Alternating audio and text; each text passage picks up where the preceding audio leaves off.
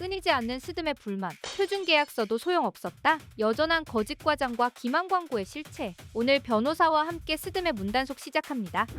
네, 안녕하세요. 법무법인 JS의 강재신 변호사입니다. 방금 보신 것처럼 공정거래위원회에서도 나서고 이제 세무조사까지 이루어졌는데도 이 스드메 업체의 현실이 크게 바뀌고 있지 않아요. 그 원인이 뭘까 생각해 보면 생각보다 이제 결혼을 앞둔 예비 신혼부부들이 그 스드메 업체와 계약할 때 계약서를 잘 보지 않으시더라고요. 계약서의 조항들을 꼼꼼히 챙겨보지 않을 경우 진짜 뭐 적게는 뭐 수십만 원, 많게는 수백만 원, 뭐 천만 원 이렇게 손해를 보실 수 있는, 그리고 예상치 못한 지출을 하게 될 수 있는 가능성이 매우 높거든요. 그래서 오늘은 이제 현실적으로 지금 통용되고 있는 스드메 업체 계약서와 그리고 공정거래위원회에서 제시한 표준 계약서를 꼼꼼히 비교하면서 우리가 중요하게 체크해야 될 내용, 이런 것들을 한번 살펴보도록 하겠습니다. 자, 지금 보고 계시는 계약서는 현재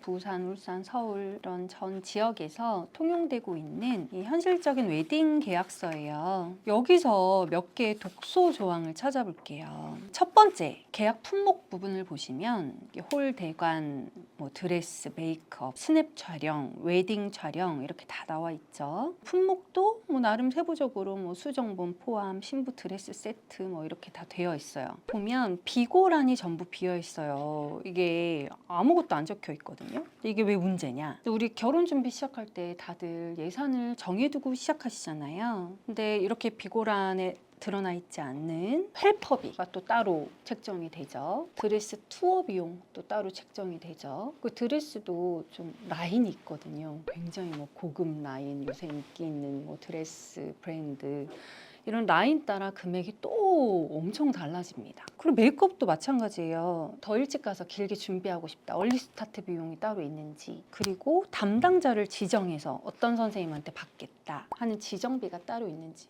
이런 것들도 전부 추가금이 발생하는 건데 이런 것들이 비고란에 하나도 들어가 있지가 않아요. 그리고 이게 법적으로도 또 문제가 돼요. 약관법 제3조는 사업자가 계약의 중요한 내용을 고객에게 다 설명하도록 설명 의무를 부과하고 있거든요. 근데 아까 말씀드렸던 그런 추가 항목, 이런 것도 굉장히 중요한 항목이고 예산도 달라지는 거여서 중요한 내용인데 이거 다 설명해줘야 돼요. 근데 계약 당시에는 설명하지도 않고 내용이 안 들어가 있어요. 그래서 공정거래위원회에서 제시한 이 표준계약서 8조 2항을 보면 아예 명확하게 못 받고 있어요. 계약서에 적지 않은 추가 요금은 청구할 수 없다, 낼 필요 없다 라고 적고 있죠. 그래서 표준계약서에 따르면 이렇게 계약서에 적지 않은 내용은 거절할 수 있고 전체적인 서비스를 당당하게 요구하실 수 있는 거죠. 그러니까 계약하시기 전에 이렇게 말씀하세요. 스드메 서비스별 추가 비용 항목 다 설명하고 비용도 다 공지해달라. 그래서 계약서 내용에 명확하게 포함해달라. 이 한마디가 진짜 중요합니다. 자, 두 번째 이 계약서의 문제점을 살펴볼게요. 이 계약서 10번 조항을 보시면 위약금 표가 나와 있어요. 고객님의 사정으로 계약 취소 연기할 경우 이 위약금 규정이 적용된다 하면서 위약금 표가 나왔는데, 이 위약금 부과의 기준이 예식 며칠 전인가, 총 예식 비용의 20%부터 100%까지 이렇게 부과가 되고 있죠. 근데 생각해 보시면 이게 스드메는 다 각각 진행 단계가 달라요. 스튜디오 촬영 일정은 한참 전이기도 하고, 그리고 드레스 같은 경우에는 가봉을 하는지, 드레스를 선택하는 거, 그리고 메이크업도 담당자 배정을 했는지, 그리고 어떤 컨셉으로 하기로 정했는지, 이런 것들도 되게 중요하잖아요. 그래서 예식일이 예를 들어 50일이 남았 하더라도 어떤 업체는 이미 서비스를 많이 진행했을 수 있고 어떤 업체는 서비스를 전혀 진행 안 했을 수도 있고 다 다른 거죠. 근데 이 계약서는 그런 각각 업체들의 업무 진행 정도, 이런 것들을 전혀 고려하지 않고 무조건 예식으로부터 며칠 전인가만 기준으로 해서 그냥 총 예식 비용, 그것도 해당 업체가 아니라 총 예식 비용의 몇십 %씩만 부과를 하고 있는 거예요. 그래서 생각보다 내가 딱히 한 것도 없는데 위약금을 많이 내야 되는 경우도 발생할 수가 있는 거죠. 약관법 제8조는 손해배상액의 예정이 고객에게 부당하게 과중한 경우 무효라고 규정하고 있어요. 각 업체의 실제 진행 상황을 전혀 고려하지 않은 채 일괄적으로 총 예식 비용 기준으로 위약금을 산정하는 건 이제 실제 손해와 동떨어진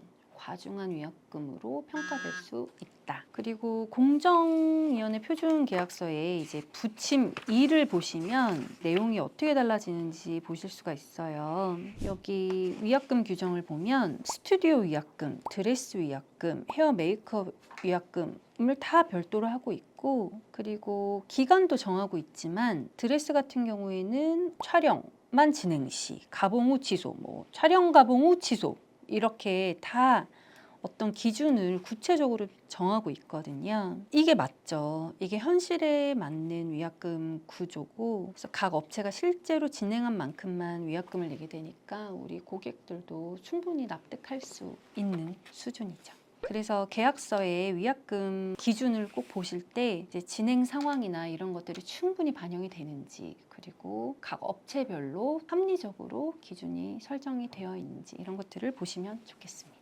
그리고 이제 계약금 조항도 한번 보실까요? 현실계약서 11조 보시면 계약금 환불은 계약일로부터 2주 이내 취소 시 100% 환불이 되고, 이후 예식일 기준 150일 전 취소 시 이제 홀딩 비용 및 상담료로 계약금의 20%를 공제하고 환불한다고 되어 있어요. 그런데 또 여기 서명란 아래를 보시면 계약금, 중도금, 잔금은 일체 반환되지 않습니다. 그리고 상기금액의 부가세 10%는 별도입니다 하고 또 다른 좀 모순된 내용이 있어요. 그래서 분쟁이 생기면 업체는 당연히 일체 반환 불가 조항을 아마 들고 나오겠죠. 그리고 이제 설령 11번 내용대로 이제 계약금 환불은 계약일로부터 2주 이내만 가능하다 이렇게 되어 있다 하더라도, 우리 웨딩 박람회에서 계약하는 경우도 있잖아요. 웨딩 박람회는 사업장 밖에서 이루어지는 계약이에요. 웨딩 박람회는 다 어디 코엑스 이런 데서 열리니까요. 그런 경우에는 방문 판매법이 적용이 돼서 무조건 14일 이내에 청약 처리가 가능하고, 그리고 우리 공정거래위원회에서 제시한 표준계약서를 보시면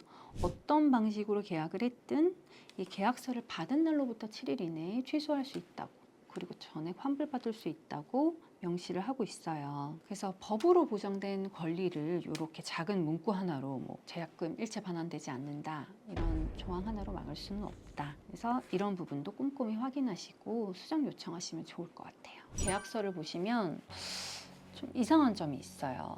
지금 이거는 이 웨딩 업체에서 총괄해서 하는 계약서잖아요.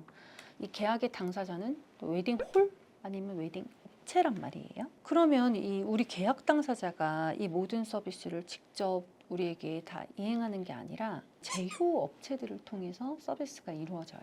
그러면 이런 제휴 업체에 문제가 생겼을 때 웨딩홀은 어디까지 책임을 지는가? 이게 굉장히 중요한데 그런 내용들이 하나도 없어요. 법적으로 이게 왜 문제가 되냐면요. 민법 제391조를 보시면 채무자가 이행보조자를 사용해서 계약을 이행하는 경우 그 이행보조자의 고의과실은 채무자의 고의과실로 본다라고 규정하고 있어요. 그래서 쉽게 말하면 웨딩홀이 이 제휴 스튜디오를 통해서 서비스를 이행하기로 했다.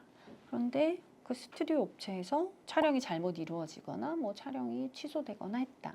그럼 그것도 다 우리 계약 당사자인 웨딩홀의 책임이라는 거예요. 웨딩홀 입장에서는 우린 연결만 해드린 거다. 책임을 지고 어떻게 배상을 해드릴 거다. 이런 말을 할 수가 없다는 거죠. 그래서 공정거래위원회의 이 표준계약서 제11조는 이 내용을 명확하게 다 못을 받고 있어요. 대행업자는 기본 서비스의 이행과 관련된 모든 책임을 진다라고 명확하게 못을 받고 있거든요. 7조 5항 같은 경우에는 아주 구체적으로 정하고 있는데, 이 제휴업체 폐업 등으로 인해서 이용자가 제휴업체로부터 서비스를 받지 못하게 되는 경우, 당초 제공받기로 한 서비스의 수준과 동일하거나 아니면 그에 준하는 서비스를 이제 대체해서 제공할 수 있도록 보장을 하고 있는 거죠. 내가 지정하고 선택하고 했던 이런 제휴업체들 과실이 있거나 뭐가 잘못돼서 원활하게 이루어지지 않을 때 대행업체를 찾아주거나 아니면 그에 적절한 보상을 해주는 조항이 있는지 이런 부분을 꼭 확인을 하셔야 될 것 같습니다. 계약서 사인하시기 전에 이것만 꼭 확인하세요. 첫 번째, 계약금이 총 금액의 10%를 넘지 않는지 확인하세요. 두 번째, 추가 비용 항목이 계약서에 다 명시가 되어 있는지 확인하세요. 세 번째, 위약금 기준이 이 업체별로 그리고 진행 상황별로 구체적으로 정해져 있는지 이 부분을 꼭 확인하세요. 네 번째, 현금 결제하는 경우에는 현금 영수증을 꼭 요구하세요. 다섯 번째, 기왕이면 이 공정거래위원회에서 배포하고 있는 이 표준계약서 작성을 요구하세요. 표준계약서 사용을 업체가 거부하면 어떻게 해야 하나요? 표준계약서는 이제 공정거래위원회에서 참고 사항으로 이걸 이제 기준으로 제시한 거지 법적으로 어떤 작성 의무가 강제되는 것이 아니에요. 그래서 업체에서 거부하면 그건 어쩔 수가 없죠. 다만 이제 제가 짚어드린 이 표준계약서에서 아주 중요한 핵심 사항들이 있었잖아요. 이 플래너의 계약서에 안 들어가 있다. 그러면 이렇게 작성해달라라고 요구를 하시면 돼요. 근데 그런 요구도 만약에 그 업체가 안 받아준다. 그럼 다른 업체 찾아보시면 될 것 같아요. 드레스 업체에서 입기만 하고 사진을 못 찍게 하는 거 법적으로 문제 없나요? 이거 진짜 많이 당하는 경험이에요. 근데 업체 측에서는 이렇죠. 지금 우리 드레스 디자인이 SNS나 이런 데 공개가 되면 우리 손해가 만만치 않다. 디자인 다 유출돼서 다 표절한다 이런 이야기예요. 웨딩 업체와 계약할 때 드레스 투어 시 사진 촬영 금지라고 명확하게 계약서에 적혀 있으면 사실 그걸 위반해서 막 사진 찍겠다 아니면 스케치라도 하겠다라고 말하기가 어려워요. 그래서 그런 것들은 웨딩 플래너랑 아니면 그 계약할 때 담당자랑 이야기해서 그런 조항이 있다면 좀 빼달라고 하시고 사진 찍고 유출 안 하고 우리 결정하는데 가족끼리만 보겠다, 친구끼리만 보겠다, 아니면 다시 한번 보고 선택할 수 있도록 하겠다라고 이야기하셔도 충분히 될 수 있는 문제라고 생각합니다. 내 웨딩 사진이 업체 홍보에 무단으로 사용되고 있다면 손해배상 청구 가능한가요? 네, 가능하죠. 경우에 따라 법적 근거가 좀 달라요. 내 얼굴이 나와 있으니 초상권 침해로 손해배상 청구를 할 수 있고요. 그런데 또 이 웨딩 사진에는 저작권이라는 것도 있어요. 저작권은 제가 갖는 게 아니고 사진 촬영한 사진 작가나 촬영 업체가 갖고 있거든요. 그래서 그 업체에서 사전에 동의를 받는 거죠. 이제 동의를 안 받은 경우에는 본인에게 저작권이 있다 하더라도 딸의 초상권이 침해가 되기 때문에 얼마든지 손해배상 청구를 할 수 있습니다. 현금으로 계약했는데 분쟁 생기면 고객이 불리한가요? 네, 분리할 수 있죠. 현금 결제는 내가 대금을 얼마를 언제 지불했는지 입증이 사실 잘 어렵잖아요. 그래서 저는 현금 결제할 때는 부가세 할인을 해준다 이렇게 얘기를 하더라도 그냥 부가세 다 내시고 현금 영수증을 받으셔라 권해드립니다. 오늘 긴 내용 같이 보셨는데요. 제가 짚어드렸던 이 계약서 작성할 때 꼭 확인해야 할 체크리스트 그 부분은 꼭 명심하시고요. 결혼식은 인생에서 정말 한 번밖에 없는 꼭 한 번밖에 있으란 법은 없지만 변호사로서 정말 인생의 소중한 날이에요. 그날은 정말 마음껏 축복받고 기뻐하고 행복해하기만 해도 부족한 날인데 이 계약서를 잘못 쓰셔서 업체한테 이제 당했다. 너무 생각지 못한 지출이 너무 컸다. 이런 후회를 하시거나 좀 속상한 일이 생기지 않도록 이렇게 제가 좀 도움을 드릴 수 있는 영상을 준비를 해봤습니다. 이 내용 도움이 되셨다면 좋아요와 구독 부탁드리고요. 그리고 궁금하신 점은 댓글로 남겨주시면 제가 성실하게 답변 드리도록 하겠습니다. 저는 법무법인 JS 강재신 변호사였습니다. 감사합니다.